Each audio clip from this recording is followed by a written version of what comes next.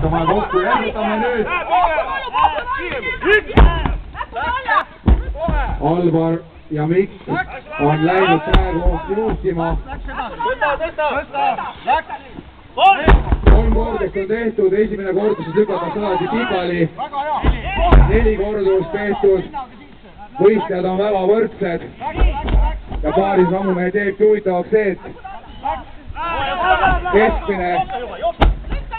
keskmine tase peab olema väga hea, siis on ka lõpptulemus hea. Nagu näete, nibin-nabin sekundite küsimus, kui keegi natukene ära puterdab, võib kaotada siit olulise aja. Ergutame, 2 kordust on tehtud. Davai, Alvar, mine nüüd, sa oled ees, juhid, mine. Liidrtel 4 kordust. Mine, Alvar. Ja kohe lõpetavad Alvar. Lükka.